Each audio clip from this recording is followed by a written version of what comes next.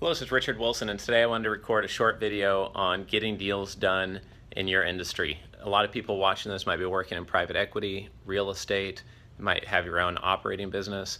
And one thing I've had to learn the hard way, and no one ever really explained to me clearly when I was getting started, was that you need to have really a Venn diagram, a bunch of circles that represent all the different variables that could influence whether you close a deal or not with an investor.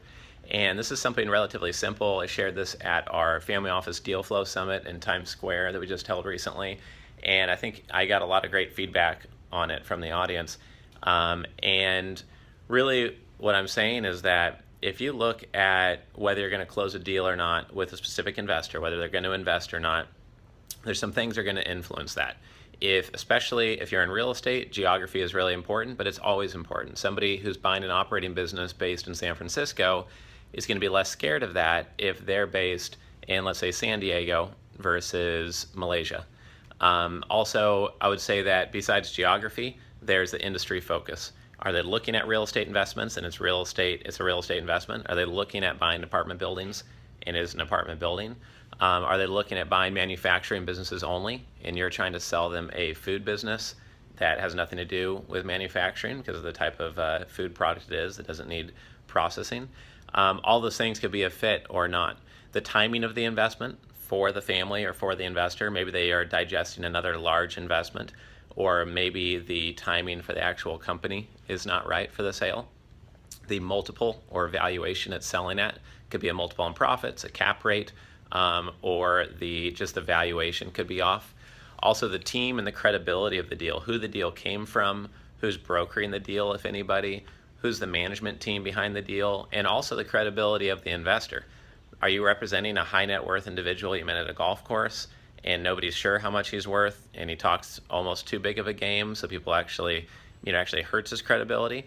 Or are you representing a billionaire family that everybody knows their name, they know how they created their wealth, and they're highly credible? That makes a huge difference.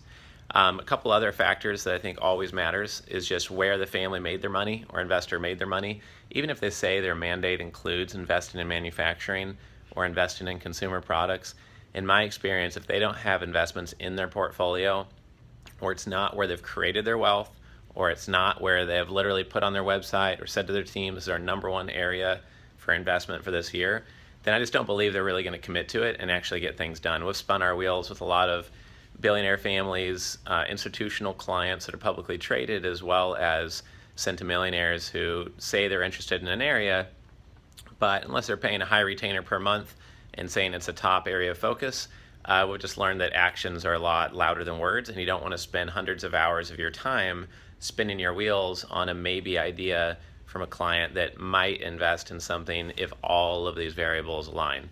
So the most important point here today, I think, is just that I think we all need to niche focus more in getting deals done, in getting more private equity deals, real estate deals, private operating business capital raises done. And I think that as all of our industries become more competitive, it's going to become even more important. And as family offices become more numerous and the number of investors and capital sources out there keeps expanding, there's going to be more and more demand for niche solutions, for people who specialize in those manufacturing deals, in those technology deals, in those pre-IPO deals, etc. So I think that the forces of nature right now are requiring all of us to niche more. And I've just learned the hard way that that's pretty much, I believe, one of the only ways to consistently get deals done is to really have that extreme focus to the extent of giving up and moving past other opportunities which are not a great fit.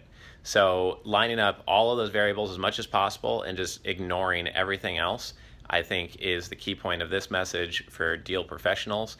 Hope you found this helpful. At future events, I might show that Venn diagram again, because we got such great feedback on that, or maybe on one of our next books that we publish, we'll include that Venn diagram. But I hope you enjoyed this quick video or podcast episode if you're listening along on our Family Office podcast. So Richard Wilson from the Family Office Club coming to you from Key Biscayne, and we'll see you on the next one.